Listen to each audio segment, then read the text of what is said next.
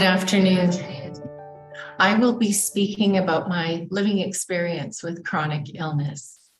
I am currently a social worker at the Chronic Pain Centre, Alberta Health Services in Calgary, Alberta, Canada. I will share with you my living experience with chronic illness, what I have learned, and continue to learn about grief and loss pertaining to chronic illness, and how this journey has opened my eyes to a new level of understanding of grief and chronic illness. My hope for you is that sharing my living experience and connecting personal with professional learning will be of value in your practice when walking with patients through the difficult journey of grief or applying to a personal experience. Grief demands self-reflection and openness to change. I found that it was easier said than done. On March 30th, 2021, my husband and I tested positive for COVID. Ironically, I was booked for my first vaccine, April 1st, 2021. This is how my journey with grief began. I appreciated Leonard's title of his presentation, I Am Not the Same Person. I feel that I am not the same person I was before COVID. After being diagnosed with COVID, the first thing I did was contact my family doctor to ensure we would be monitored. The second thing I did was I refer to as Dr. Google. I like to suggest to my clients to stay clear of Dr. Google. It can take you down a path that you may not have the expertise to understand, or in the moment, not have someone to review the information with. I should have followed my own advice. Dr. Google was not helpful. I felt intense fear. I became very anxious. I was scared for my life, and the silent tears began to flow. And I did not want to let my husband know how afraid I was for both of us. This is where the emotions and logic became muddled, mixed in a bag of chaos in my brain. Although I read quite a few articles from Google, the words that resonated with me were not positive: lack of lung capacity, cardiac damage, ICU, and death. The mind was buzzing with negativity and catastrophizing, but the body was exhausted. The unknown was the scariest part of this virus. The days were long and the nights were even longer. The depth of loneliness is indescribable, very dark, even though my husband was with me. The fear of hospitalization with no proven treatment with poor outcomes was terrifying. We had two choices: hospitalization or stay at home. So we decided to ride this out at home. The blessing of this, if you could call it a blessing, or maybe I should suggest that it's called gratitude, was that I have many colleagues and friends in healthcare profession. This support and guidance I received was invaluable and carried us through this challenging time. But later on, would realize how lucky we were to have this type of support, as our system struggled to assist patients as the numbers of cases increased and the hospitals were imploding with patients. We were all trying to figure out as individuals or as family units how to cope with a pandemic. How do we maneuver through this? How do we establish a routine to ensure safety of ourselves and our family? Trying to acknowledge what we have control over and recognize what we don't have control over. Trying to be optimistic and hopeful during a pandemic. How to creatively stay connected with people and to try to find space to calm our body and calm our systems down during a very stressful and unusual time. Now that I contracted COVID, how was I going to cope? How was this going to end? And what would my future look like? It was then I realized my journey with COVID was a parallel journey of my clients with chronic pain. We were encouraged to believe that it was the same trajectory as a common flu. In a couple of days, the worst would be over. I held on to that. That's where hope came into play. But as the days progressed and we were still very ill, doubt and fear crept in. Finally, after 2.5 weeks in bed, we got out of the house. We could barely walk. We were very weak. Our speech was slurred. Word recall was difficult. Cognition was poor. We struggled with brain fog. Energy was very low. Sleep was poor. We were anxious. We felt helpless. We experienced tightness around our chest and in the fear of unknown. How much longer was it going to take to get back to our old selves? After a couple of months of continual resting and very little progress in regaining my health pre-COVID and not being able to return to work, this was the time my thoughts became even darker. Grief can create havoc on one's health.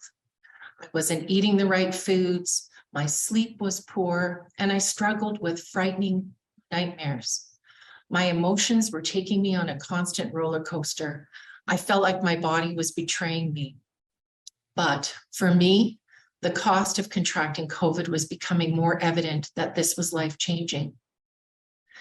Then, when I was diagnosed with long-haul COVID, I was devastated. The title of long haul was a huge trigger.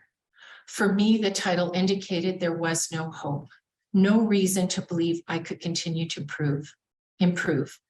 It felt like I was tied to a heavy ball and chain for the rest of my life. This is when the quiet whispers of doubt, sadness, and loss of interest in many of my aspects of life took a negative turn.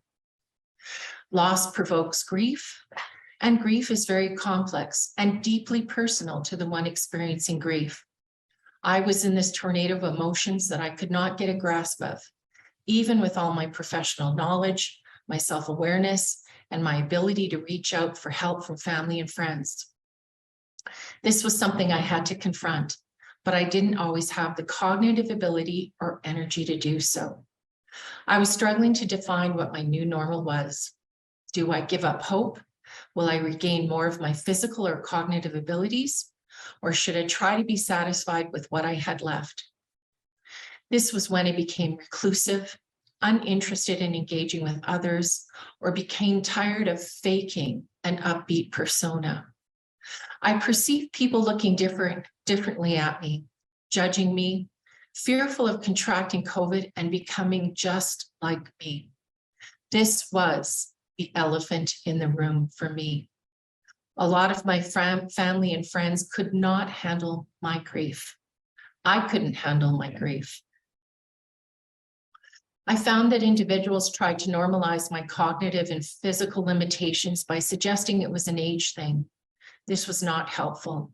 In fact, it was more damaging. I wanted to share my story, the process of my mourning that Leonard addressed in his presentation, an expression of grief, share my fears and share my concerns. What I wanted to share was not heard and made some people uncomfortable. This portion of my journey is what I like to refer to as cleaning out the weeds in my support garden. This is where I discovered who was strong enough to walk with me through my journey of grief, who could hear my story, hear my self-doubts, and gently support me or just listen. Just listen without judgment or needing to give me advice. And this is when I discovered who could not walk with me, and maybe they never could, but my chronic illness brought this to light. It was when the tears spontaneously erupted one day, numerous times in the day, uncontrollable tears. For a couple of weeks, I knew I was in trouble. Avoidance of grief can lead to places of despair and hopelessness. This is when I realized I needed outside help. I contacted my family physician and shared with her my experience. I knew I was depressed. This was a new experience for me, total loss of emotional regulation. As a professional, I would discuss with clients how medication can help us through a tough time. But for me, it brought on shame and despair. I was a professional. I could handle this. I have the training. I did the self-diagnosis and I was correct. So why could I not get through this on my own? I also encourage my clients to seek a professional in conjunction with taking medication. That was my next step. I was grateful for my psychologist. I can't tell you how supported I felt, how heard I felt, how safe I felt sharing my deepest, darkest thoughts about the chronic illness I now had. I was treated for PTSD, anxiety, depression, and I was grieving for the old me. Interesting enough, as time passed, I didn't see these as negative labels. Rather, it was encouraging for me to acknowledge that I wasn't mad or losing my mind. And with introducing some practical strategies, reminding me of strategies I encouraged my clients with chronic pain to explore, I regained hope. Pacing, the power of breath, visualization, mindfulness, CBT. Helpful to review and engage in actively practicing and applying these skills. Skills that I help my clients explore and move forward through their pain journey. Sometimes it is easier to be the teacher than a student, and harder to be a student after you've been a teacher. I was in the position where I had to make a choice and be vulnerable and relearn many techniques and actively apply them or stay stuck in the depths of grief. My psychologist walked with me. She walked beside me and she supported me. I see hope and grief like two children on a teeter-totter. Sometimes hope was heavier than grief, so the teeter-totter tilted towards the hope side. Sometimes grief was so strong, would take over. What I needed was a balance. I needed a break from going up and down, or as time went on, the ups and downs of my teeter-totter was less exaggerated, less depth, more regulation of emotions. I had triggers in my grief journey, and yet some would see them as supports, and let me explain. During the last year and a half, I have seen 2 psychologists, 3 physiotherapists, 1 amazingly supportive family physician, occupational therapist, a cardiologist, an immunologist, a podiatrist, nerve conduction studies. I've had numerous x-rays. I had a heart stress test. I had a lung capacity test, scans, and numerous blood tests. I registered in a long COVID support group.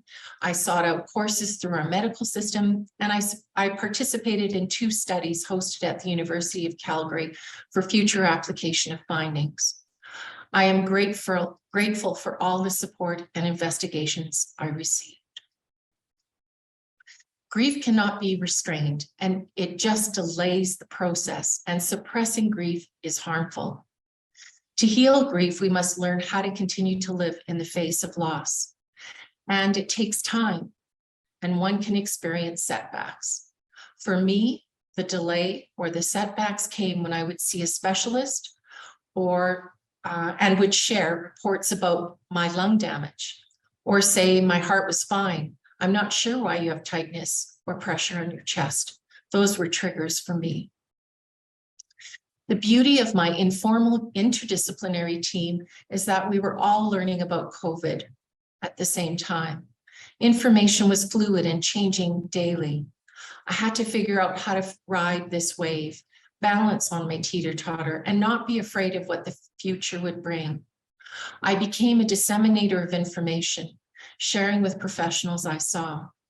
And we walked this journey together, learning from each other.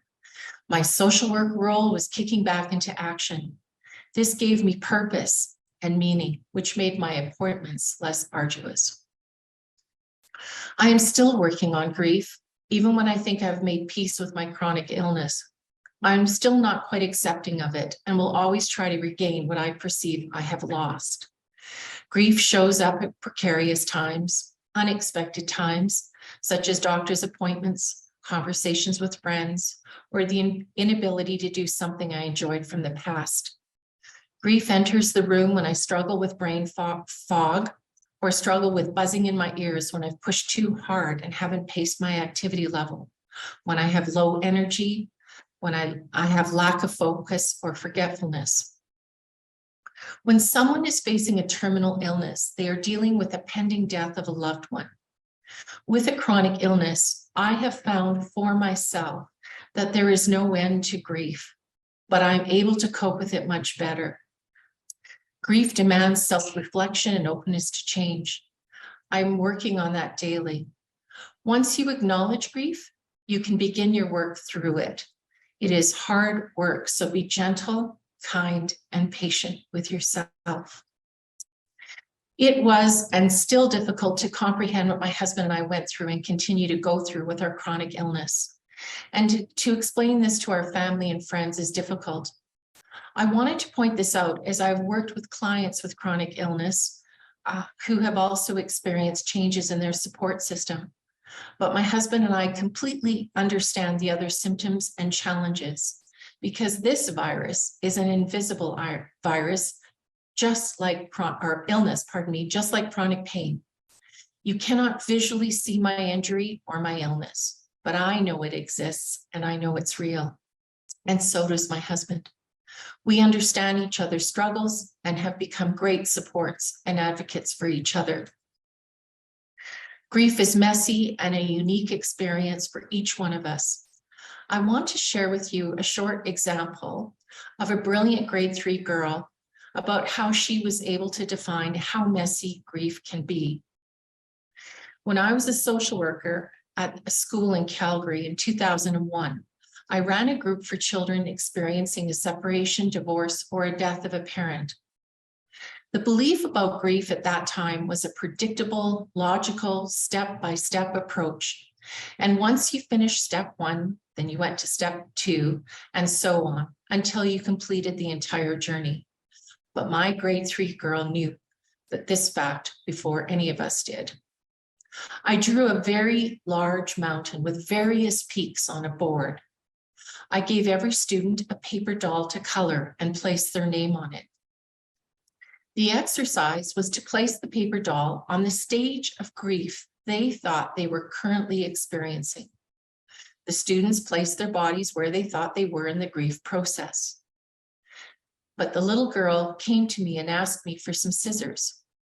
She cut off her legs, the arms, the head of her paper doll and left the trunk whole. Then she took tape and placed her body pieces all over the mount. She told me she was feeling like she was all over the mount. She said it was too difficult just to pick one place that she was with her grief. Through the eyes of a child, I learned how to describe grief. I want to close by reviewing some ways that might be helpful as a professional or even as a friend to help a person with chronic illness experiencing grief. Stay still and hold the space. Sometimes people just need us to be in the room. We do not need to fill the room with our professional perspective. We need to hear from the ones experiencing grief.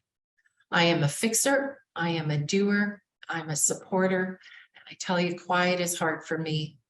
This takes a lot of practice, but it is very effective. Grief is hard work. It is a full-time job. As a clinician, I need to be mindful not to overwhelm my client with what I need to accomplish as a healthcare provider. But what can I do to show compassion, understanding, patience, and still provide them with what they need?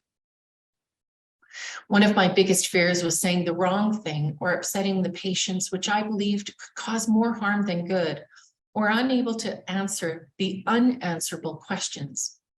Open-ended questions such as, what is concerning you the most at this time? Or, it is difficult for me to understand what you're going through. Do you have any questions that I could answer? I wish some of my team would have been brave enough to ask me these questions. Prepare yourself before meeting with a patient and with a new diagnosis of chronic illness. Center yourself, be ready and focused, ready to be present and listen.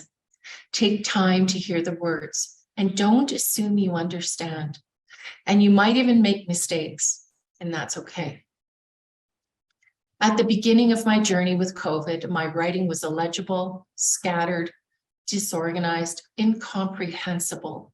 I was ashamed because this was not reflective of me as a professional or how I manage my personal life. Thought I could transfer my professional skill set to my own journey. This sent me on another tailspin of grief and sadness. Clients need help. to brainstorm ideas, how to help them get organized.